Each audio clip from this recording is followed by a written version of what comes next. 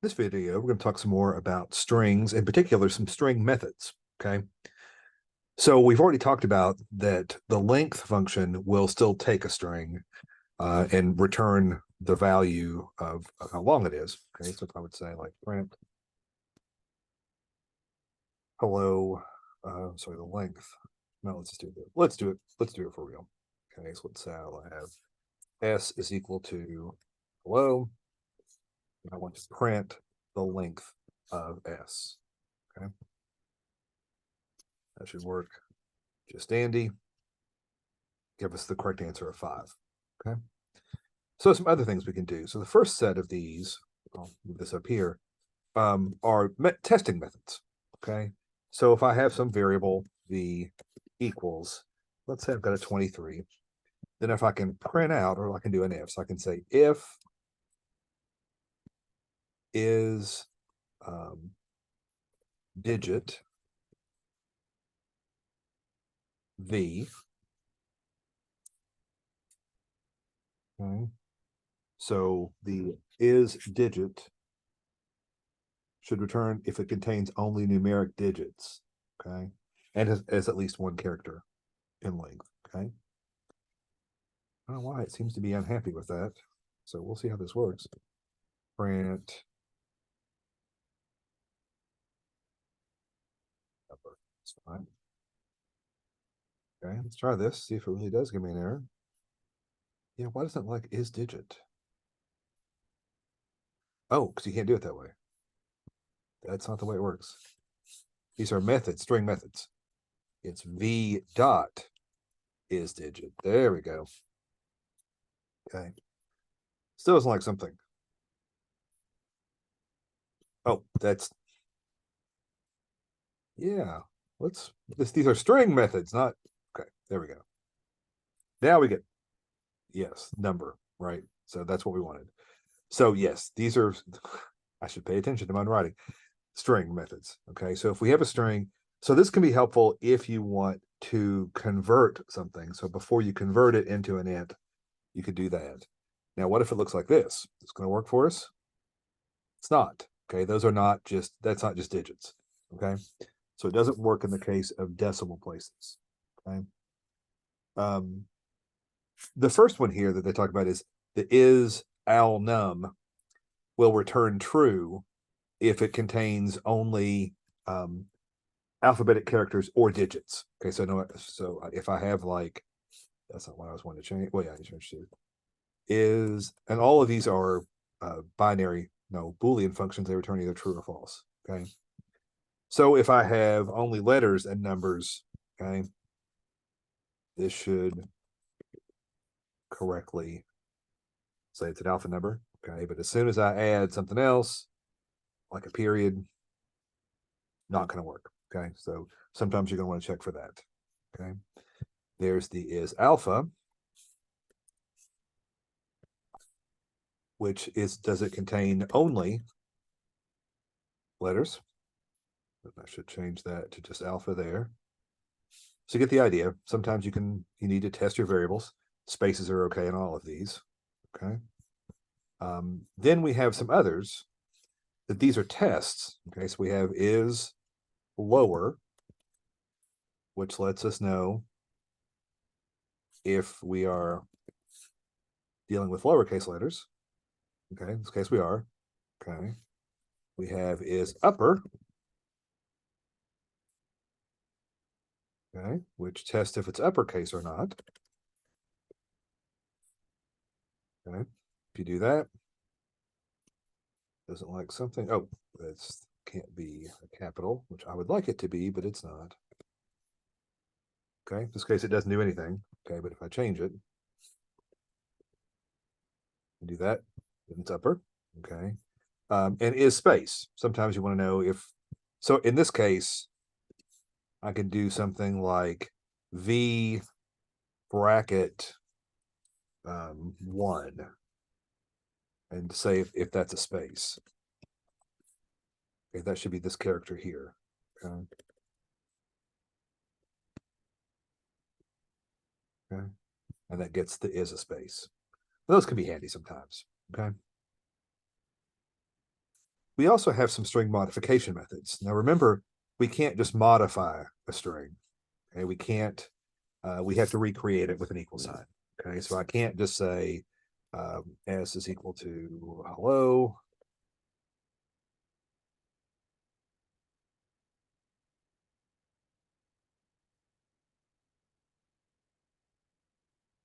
S dot lower. Okay. It's not going to give me an error, but it's already lower, so let's try upper, S dot upper.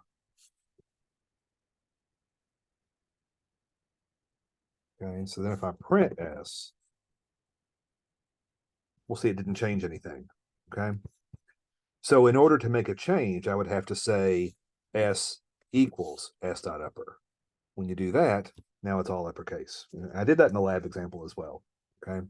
Lower works the same way. If you have mixed case, doesn't matter. Do this. Okay, it turns it all to lowercase. Okay. And then we have the various strip commands. We've already used these before to some degree. Okay. So the strip commands allow us to get rid of white spaces by default. Okay. Or it could get rid of something else. Okay. So for example, if I have space, space, space, hello, space, space, space. Okay. And then to test this, I could do another like S2 is equal to Bob. Okay. So now if I were going to print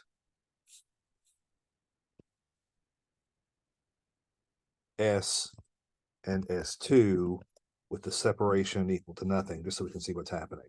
Okay. When you print that, you see that there's a fair space there. Okay. Between the hello and the Bob. Should have started over here. Okay. So what we'll start with the L strip. The L strip will get rid of things at the beginning. So I can say S2 is equal to S2 dot L strip. Okay. And that should, no, that's what I want to S, sorry. Okay. When I do that, you see that it pulls that back up. Okay. You can also, if you ever wanted, you could just print out this. So I can say print S dot L strip, and it's going to take care of it. It's going to be fine. Okay. But it won't make any permanent changes.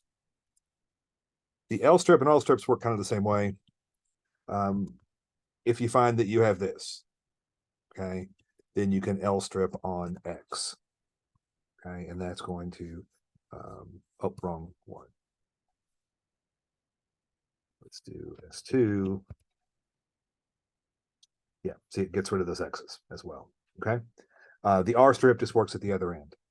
Okay, so if I had X's here, I can also say S2 is equal to S2 dot R strip.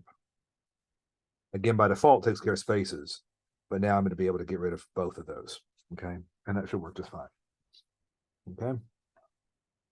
So the strip works on both ends. So instead of all this, I could have just said strip. Okay. And that's going to get rid of whatever it is. By default spaces, I can add whatever character that I want. Okay. So that takes care of this, and this should have all been in this section, but I didn't. No, I'll put it in the right section. Okay, good for me. Okay. So that's the lower L strip, R strip, just general strip, which does both front and back, and then upper. Okay. We also have some functions for searching and replacing. Okay, so I can say like if, so I have my string, hello there, exclamation point, say something like if S dot ends with an exclamation point, then I can print wow. Okay. I mean, pretty basic. So that's going to cover that. Okay. You can have as many characters there as you want. Okay. So I could say if S ends with RE, exclamation point, still wow. Okay. But if I did that, then that returns false. okay, and it wouldn't print that, okay. The find, when you send it something, it will tell you, so there's a substring that you send, and it returns the lowest index value in the string where it's found, okay.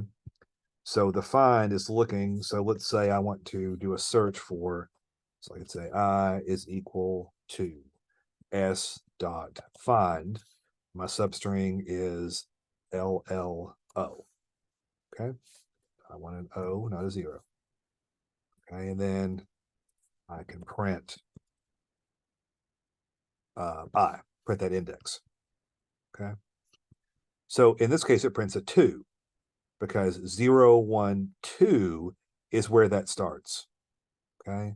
Again, if it's not there, it's going to return a -1, which means didn't happen. Okay. Didn't find it. Okay. So that's how that works. The replace will allow us to replace something old with something new. Okay. So for example, I could have, and again, this works on whole string things. So I could say s is equal to s dot replace. Let's say there with there. Okay, and then print s. Okay, let's replace the whole thing. Again, if I could, if I want to, I could say print that, and it's going to return a string. Okay, but it didn't change s. So this is not, to make it change, you have to have an s equals. Okay, it's a temporary transformation. Okay. And then the other one in this group, it starts with, I mean, it works just like the ends with. Okay, so I could say if s dot starts with h, then whatever. Hello. Okay, which would work as well. Okay, so we have our ends with, starts with, to check what's at the beginning of the end of something. We have the find, which will return the lowest index. Again, if there's more than one, then it's going to return the first one. Okay, and then we have the replace, which will make a change, makes a new string. Okay, so these can turn out to be pretty handy as we're working with things. Again, string functionality is an important thing.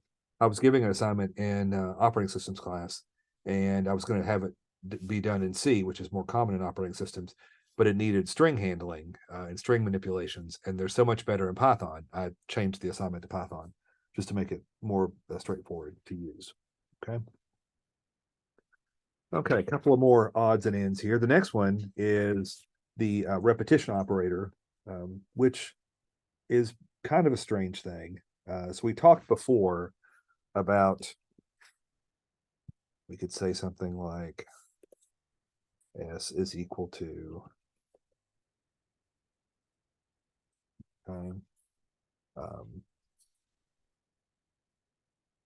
xyz times 5.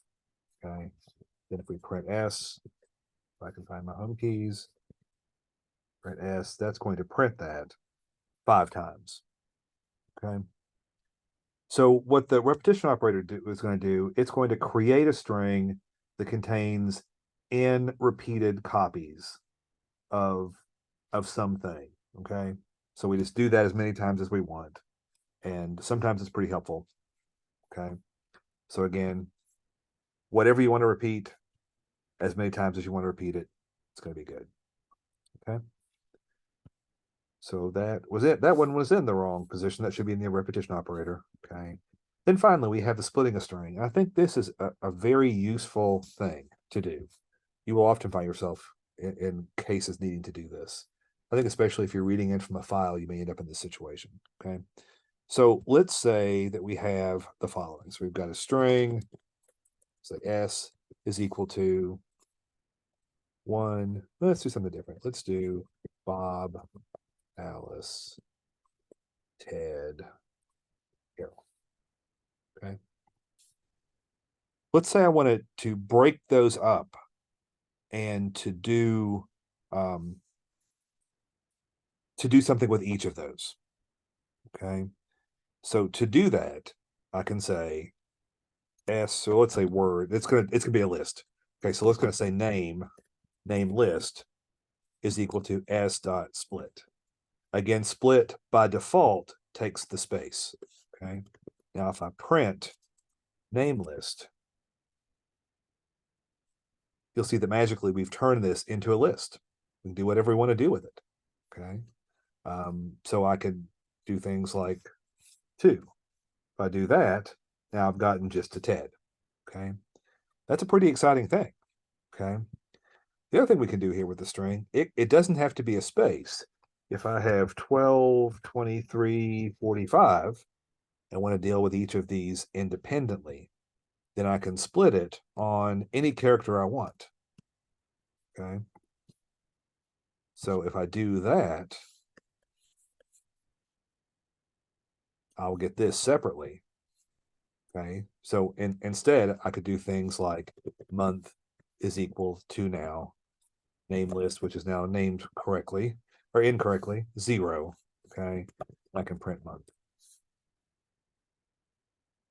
It will print the 12 there. Okay. So it's this split that allows us to move from a string that has some delimiter, whether a space or, it could be commas too. I mean, if I get from some series, my sales numbers look like this. Okay. I can now split on that comma.